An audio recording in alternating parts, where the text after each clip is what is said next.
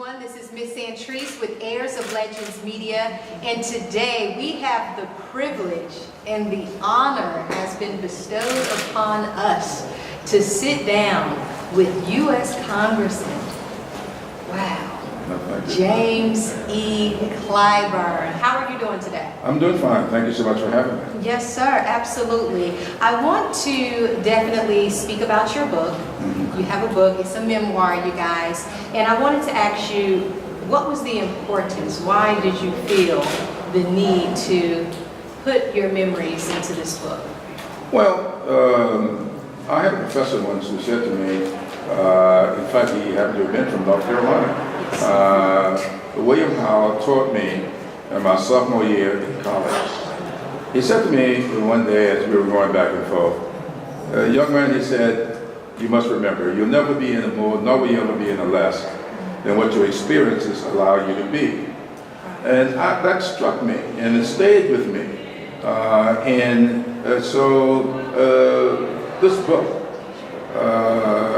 is about those experiences. Yes. And how I was able to navigate, how I overcame growing up in the little town of Sumter, South Carolina at a time, growing up before Brown versus Board of Education, the experiences I had with those people who really started that movement over in Clarendon County.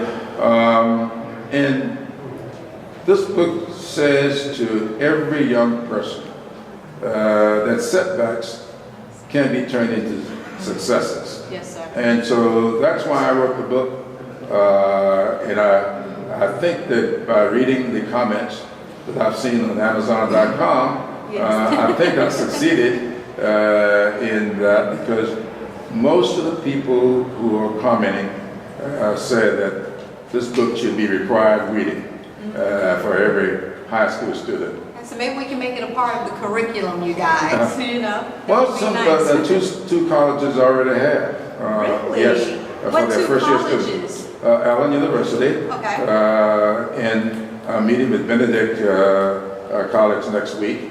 Both those schools have decided. Now, one school district, high school, has bought 50 books to make it suggested reading. I want to ask you, what do you suggest we do as a people, blacks, African American, minorities, to encourage our youth to stay optimistic about their future?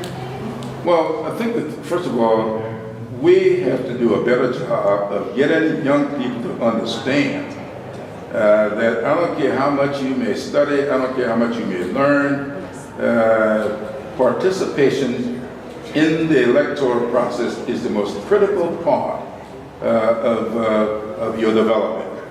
I've said to the young people who are marching at midnight in Ferguson, Missouri, if you spend as much energy marching to the polls on election day before noon, you wouldn't have to march at midnight.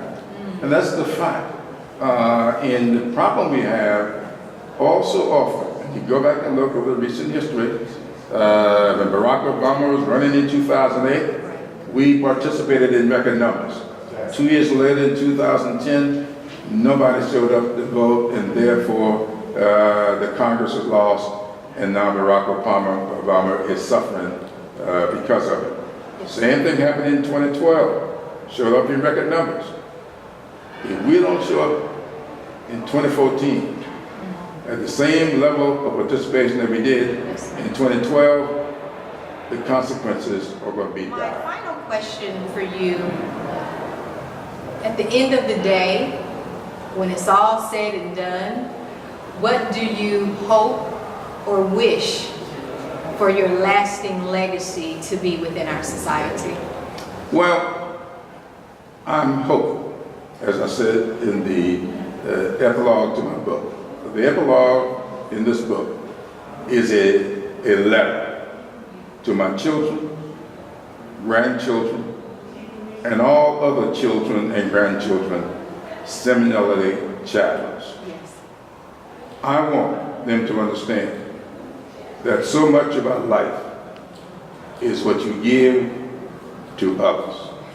And I say in this book to them, if you're thinking about going into public office, Yes. get to know the people that you're going to ask to vote for you. Yes, sir. If you're going into business, get to know the people you want to buy your product or your service, because that is where you are successful. People tend to want people to learn and know who they are. Right, yes, sir. The key to success is getting to learn the people, and they'll know you. Well, thank you so much for your time. It was a personal pleasure, Thank a you. personal honor of mine. Again, this has been Miss Antriece with Heirs of Legends Media, and today we had the privilege and the honor to sit down with U.S. Congressman James E. Clyburn. Thank you so much. Thank you, sir. I appreciate it.